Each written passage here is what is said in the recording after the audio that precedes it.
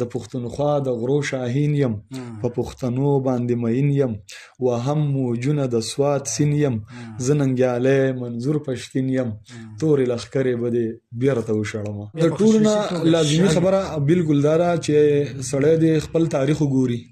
زلمي کله خدا پکار دي چې د خپل تاریخ وګوري. بیا چې کوم استادان د دوی په کالجونو کې یا په یونیورسټو کې یا په سکولونو کې په هغو باندې د سوالونه پورته کوي. کله چې دوی خپل تاریخ وګوري دوی به بیا سوالونه پورته کولی شي.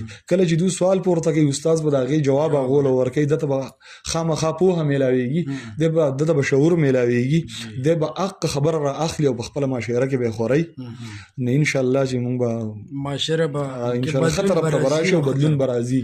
او دا لکه زه په ګرانټۍ سره تاسو ته وایم لکه دومره پښتانه لوی قام دی. اکثر خلک وایي پښتانه را یو کول د سینده خو تول دی چې یوه راغلې بله ترې ټوپ کوي. خو په دې شپږ اووه کاله کې به تاسو ته پته لګېدلي چې څومره بدلون راغلی دی او د هغې شاته بیا د پښتنو د پوهانو، دانشورانو، استادانو، د شاعرانو، بیا د نورو عامو ملګرو د دې شاته ډېرې قربانیانې دي او د دې شاته یو لوی تحریک دی او انشاءالله اوس موږ لار موندلې ده.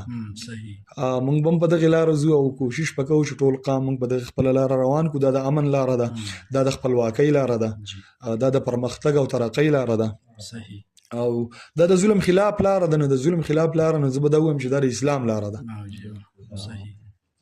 په شاعرانو کې مسوق وخت چې نوم د چا اخلم نو تاسو ته پته لري چې دلته کې درې څلور ماته مخامخ هم ناست دي. خو هر هغه شاعر مې خوښ دی.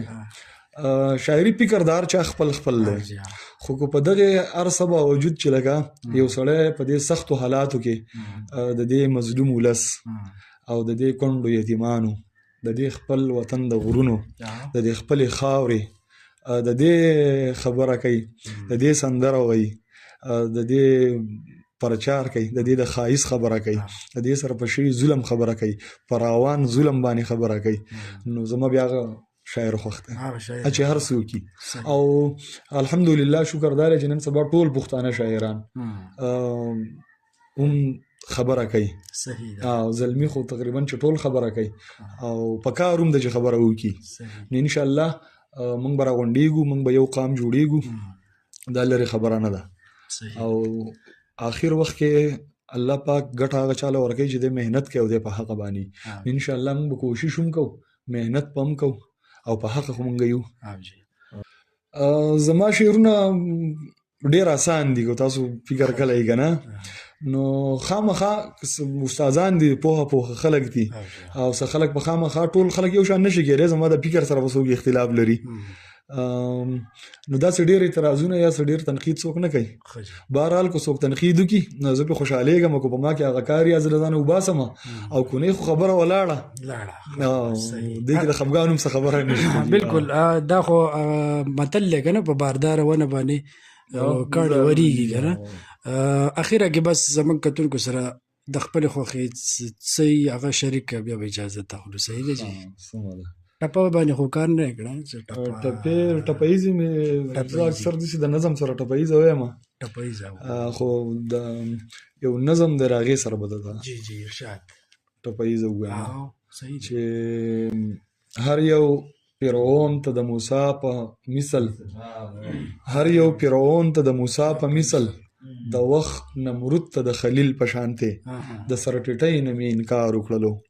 ما د پښتون نارې پورته کړې، ما د تورمخو قصیدې ونوې، د هر ظالم مخې ته ودرېدمه، ما د مظلوم ولس ملاتړ وکړلو. د هر جابر د لارې خنډ جوړ شوم، ما د مظلوم ولس ملاتړ وکړلو. د هر جابر د لارې خنډ جوړ شوم، لکه منصور مې سر ته لیکې کېښود، د حق خبره مې په دار وکړله، دا ټپهیزه مې په جار وکړله. د پښتونخوا د غرو شاهین یم، په پښتنو باندې مین یم، وهم موجونه د سوات سین یم، زه ننګیالی منظور پښتین یم، تورې لښکرې به دې بیرته وشړمه. ډېر ښه دی، ډېر زبردست. ډېره مننه د وخت راکولو. یو جهان مننه.